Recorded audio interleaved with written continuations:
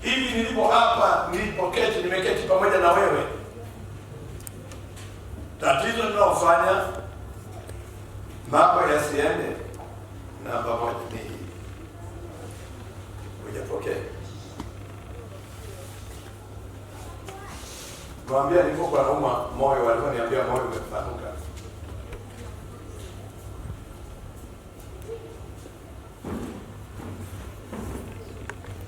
Nilikuwa naomba kama mnavyoombaga wengine. Baba nitoe. Bwana mimi ni mtumishi wako. Bwana niniita ili nikutumikia. Sijamaliza kazi. Nikasikia sauti, utakufa hayo mama. Sema napokea uponyaji wa moyo wangu. Nikatangaza napokea uponyaji wa moyo. Hivi mpaka sasa hivi nina afya. Sasa mpaka ninakimbia. Kidikie kumevimba kiasi kwamba huku kulikuwa kunatikisika namna hii.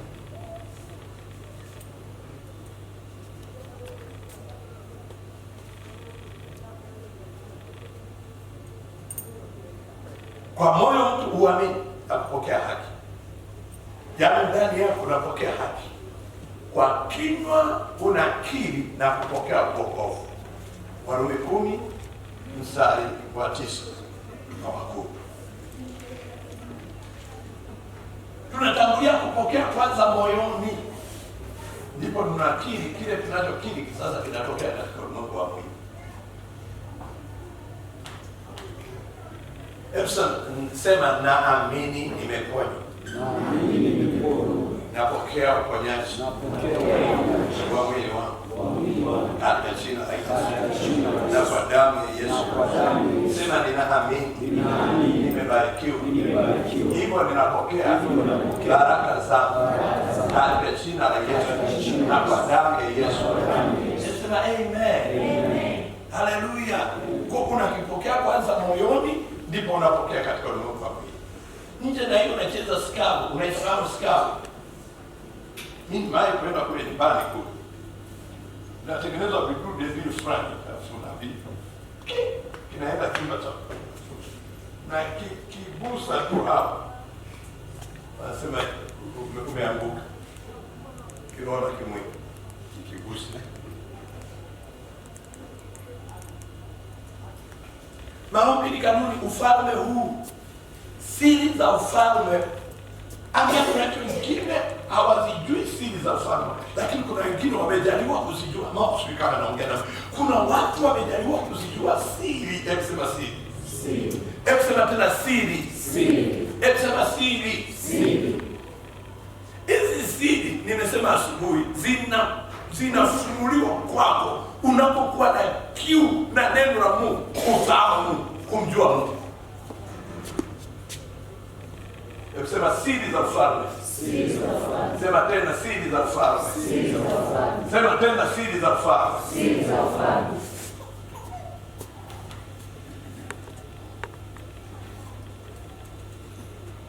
Na ndio maana mtu anaweza kasari, usikazania kwa sababu mtu yuko kanisani anaokoka. Hizi siri wanafunuliwaga.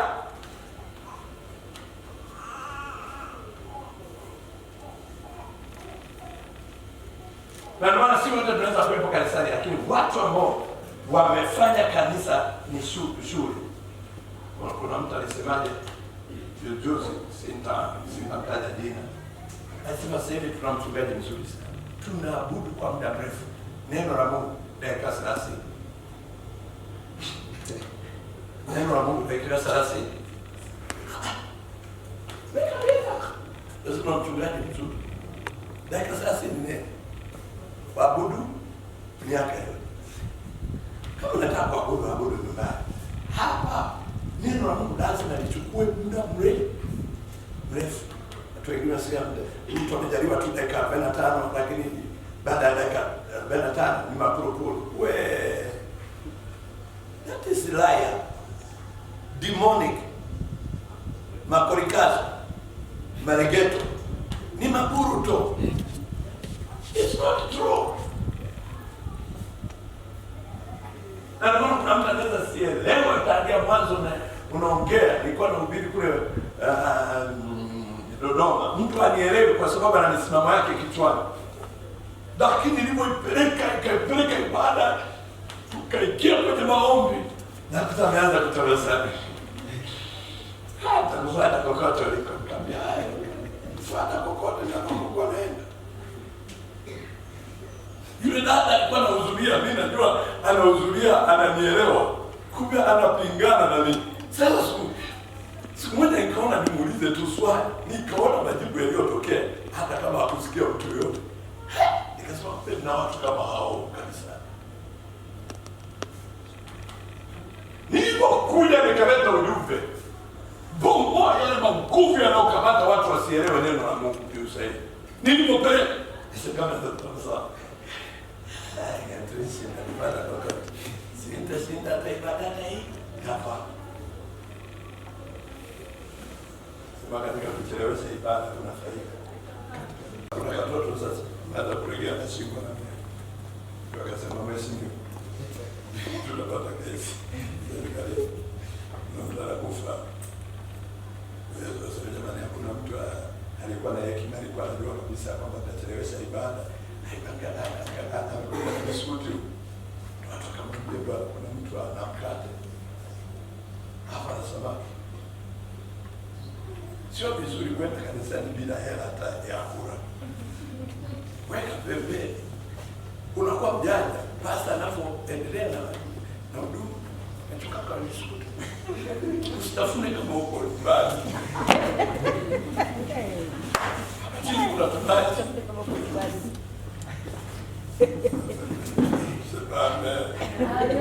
Sema haleluya. Kuna ndio kijana alikuwa anafanya, alijua Yesu akianza ibada mpaka Roho Mtakatifu aseme haleluya. Mpaka Roho Mtakatifu aseme hapa ndio mwisho.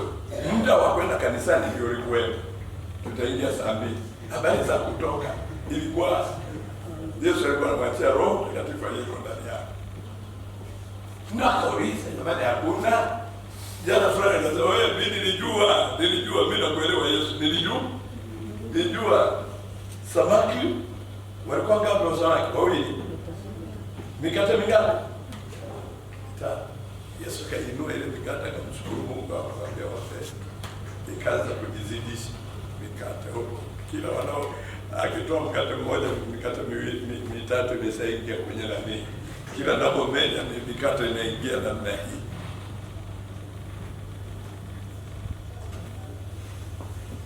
Ndugu zangu, hii Biblia ina siri, na siri zinaenda kwa watu wenye kiu, walio na njaa. Hizo siri hazifunuliwagi kwa kila mtu. Nimemwona Mungu kwenye maisha yangu baada ya fikra zangu kufunguka. Najua si mentality zetu wachungaji ni kutazama washirika nani atanipa leo, na wasipokupa unaona kama wamekuacha. Baada ya kuambia wao umekuacha, narudi mbele za Mungu, siniacha kwako. Siniacha. Unapozuru wengine, zuru. Yaani hiyo kuzuru hiyo. Baba unapotembelea ujue hata nyumbani hakuna mkate. Simetarete. Lakini Mungu ni mwema. Hebu sema haleluya. Hebu sema haleluya. Mara nyingi tunaambizana tuombe mtu aokoke, Mungu amuokoe. Si kweli. Tayari amekwisha kuokoa ulimwengu mzima. Hata ambao wako kunywa pombe Yesu alishawaokoa. Kitu gani kitakachowafanya waende jehanamu? Kwa sababu hawami alichowafanya.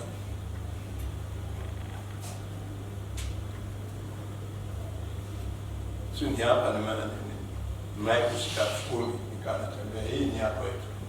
Watu wanaiangalia, hii ni yako yetu. Ni yako yetu, ni yako yetu.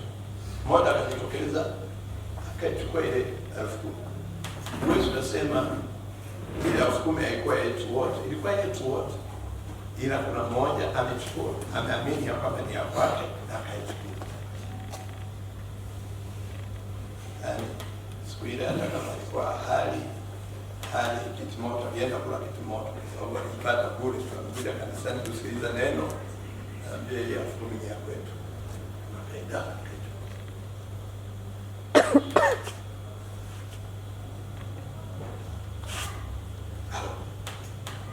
Wokovu tayari, utajiri tayari, baraka tayari. Huyu Mungu aliyeziumba mbingu na nchi, aliumba kila, akaijaza dunia. Chochote alichokiumba duniani ni kwa ajili yako. Sasa kwa nini huna? Kwa sababu huamini. Jamani, zawadi yoyote mnaitoa sasa hivi, hata kuku, kama hujaipokea bado haitakuwa zawadi. Zawadi inakuwa zawadi pale unapoipokea. Hebu sema kila mtu ameshaokoka. Nataka nione. Amen. Hebu sema kila mtu ameshaponywa. Kila mtu ameshaponywa. Haya magonjwa hata kama unayo ulishaponywa. Karibu sana mtumishi wangu. Makosa kwa jamani. Mko sawa? Sema mko sawa. Mko sawa.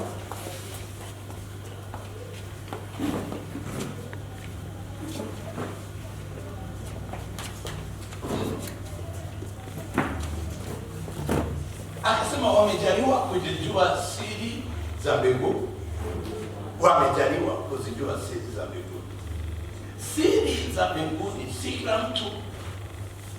Hadi Mungu aruhusu kuziachilia siri zake kwako, lazima aone kuna kiu isiyokuwa ya kawaida ya kumjua yeye.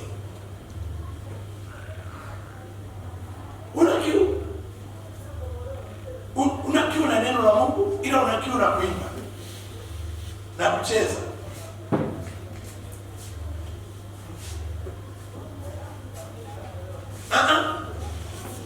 Kiu yako inatakiwa iwe neno la Mungu. Kiu. Siamini sana uimbaji mrefu, afu mtumishi anakuja anasimama tu anasema haleluya, piga makofi kwa Bwana wetu Yesu Kristo, sogeza kiti mbele, narudisha nyuma, Yesu anatembea mahali hapa. I don't believe in that. Naamini katika kufundisha neno la Mungu.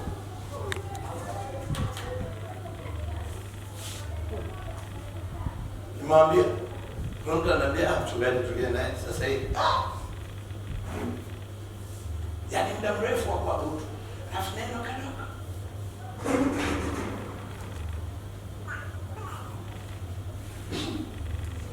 Hapa kanisani mimi, muda mfupi wa kuimba, muda mrefu wa neno la Mungu. Na ninajua watu wengi wengine hawapendi, lakini kwa sababu mimi ndio mwenye maono, lazima niendeshe ninapotaka mimi, kwa sababu mimi ndio nitakayedaiwa kuhusiana na watu wengine. Sio mnanielewa ninachosema? Amen. Mimi nampenda Paulo. Alihubiri, watu wanalala usingizi hadi wanadondoka kutoka kwenye ghorofa hadi chini, huko anaendelea kuhubiri tena. Mwambie jirani yako, hata kama unalala usingizi, Yesu anaendelea kuhubiri tu.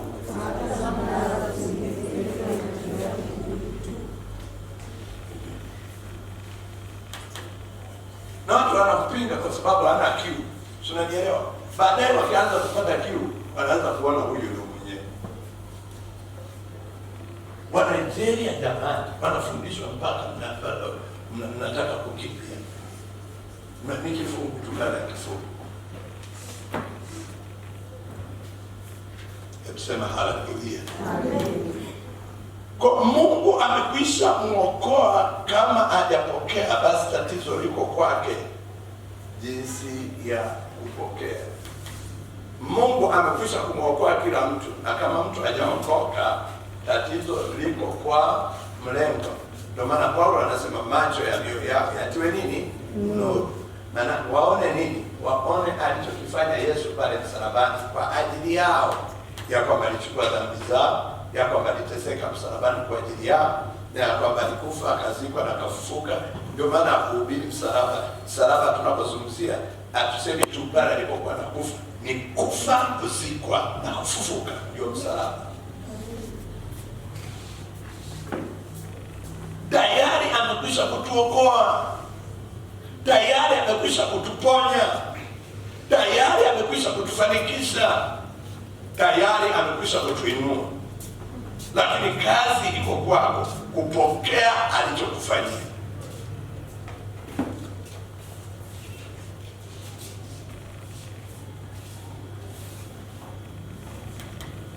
Zamani nilikuwa namwombea mtu fulani, kakazana kwenye maombi, alikuwa hana mtoto. Nikakazana kwenye maombi, Baba, unamwona huyu msichana jinsi anavyonijali, ameniletea jogoo, nikataja vyote alivyoniletea. Mpe mtoto, mpe watoto. Mungu akamwambia, watoto mbona wako kwenye ulimwengu wa roho, awaite.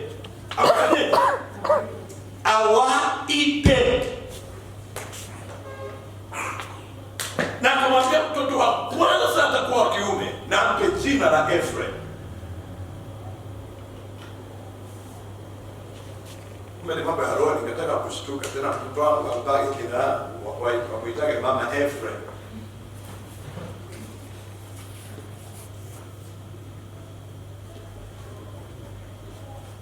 Kila kitu ninachokihitaji hakiko mbinguni, kiko hapa, kiko ndani yako. Unataka watoto, imegoma, shughuli zote zimegoma, waite. Hebu sema amen. Hebu sema amen. Pokea uponyaji, sio utake akuponye, pokea. Hautapona. Wanaotaka waponye Mungu wanakufaga, kwa sababu kupitia kufa, kuzikwa na kufuka kwenye agano hili tayari alishakuponya. Ndio maana inaitwa neema. Neema ni kitu ambacho tayari tumefanyiwa,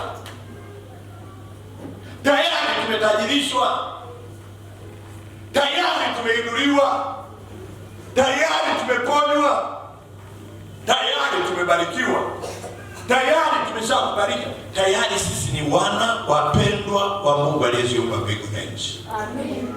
Hebu sema amen. Amen. Tayari sisi ni warithi, tunaurithi pamoja na Kristo.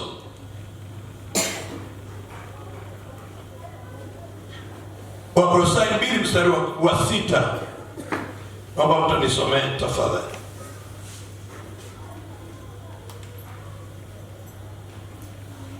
Oh Jesus. Hallelujah, hallelujah. Nasema hallelujah, hallelujah. Amen. Kolosai 2:6.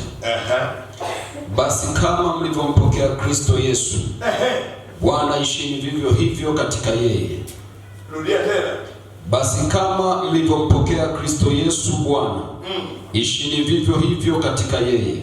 Biblia ya Kiswahili jamani. Kama Kiingereza na tafadhali. Ishini hivyo. Sasa umefikiria hujui Kiingereza itakuwa As you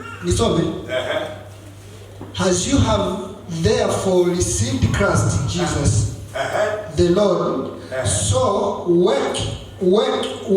walk in him, rooted and built up in him, and established in the faith as you have been taught. Let me check my Bible.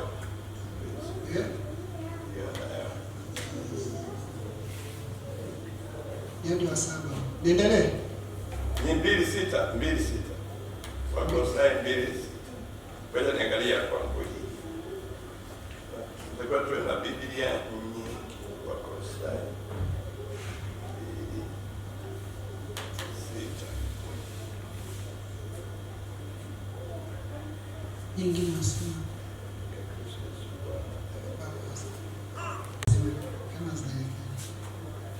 As you have there received Christ Jesus the Lord, so walk in him. Walk in him. Ngoja nisome tuone hii tuone. Lakini as you have received Christ Jesus the Lord, so walk you and he. Lakini hata hii inasema walk, inakuwa kama inakupa responsibility. Lakini Biblia ya Kiyunani inasema hivi, naomba nisikie. Anasema kama ulivyompokea Yesu na kila kitu ambacho Yesu anacho, endelea kukipokea hivyo hivyo. Chochote unachokihitaji kwa sababu uko ndani ya Kristo, endelea kukipokea. Kama ulivyompokea Yesu ukaamini ya kwamba Yesu ameingia ndani yako, pokea fedha hivyo hivyo. Tuseme Baba, katika jina la Yesu napokea kiasi fulani cha fedha katika maisha yangu. Katika jina la Yesu Kristo, Shetani na kuamuru utoe mikono yako juu ya utajiri wangu, juu ya fedha zangu, juu ya uchumi wangu, katika jina la Yesu Kristo. Na kwa damu ya Yesu Kristo ninaamuru my destiny helper, watu ambao uliwaumba kwa ajili yangu kunisaidia katika kazi, kunisaidia katika hicho ninachokifanya, waje sasa hivi katika jina la Yesu. Ndivyo tunavyotakiwa kufanya. Anasema kama ulipompokea Yesu, hivyo hivyo ndivyo unavyotakiwa kuendelea kupokea.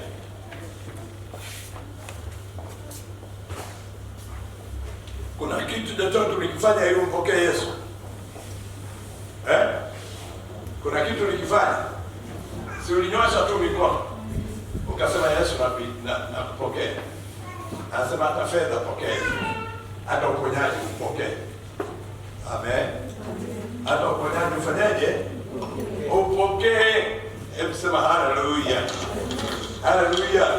Kwa kama ulivyopokea wokovu, pokea msamaha wa dhambi, pokea uponyaji, pokea ukombozi, pokea mafanikio. Halo? Nereka. Kama ulivyopokea wokovu, pokea mafanikio, pokea msamaha, pokea, yani vyote hivyo viko available kwa ajili yako. Yani ni vipo kwa ajili yako. Kazi yako wewe ni kuvipokea. Hebu sema katika jina la Yesu Kristo, napokea uponyaji wa mwili wangu katika jina la Yesu. Kama ni kiuno unasema napokea uponyaji wa kiuno. Kama ni miguu unasema napokea uponyaji wa miguu. Kama ni sikio unasema napokea uponyaji wa sikio. Kama ni moyo unasema napokea uponyaji wa nini? Wa moyo. Hebu sema amen. Hebu sema haleluya. Hebu sema napokea msamaha wa dhambi. Napokea uponyaji. Napokea ukombozi. Napokea mafanikio katika jina la Yesu. Haleluya. Kwa Biblia ya kwamba chochote unachokihitaji tayari Mungu alishafanya. Yaani hivi, Mungu, naomba kila mtu anisikilize hapa. Mungu alipokuwa naomba dunia, wewe alitangulia nini? Alitangulia mtu au alitangulia mbingu na nchi? Kwa nini?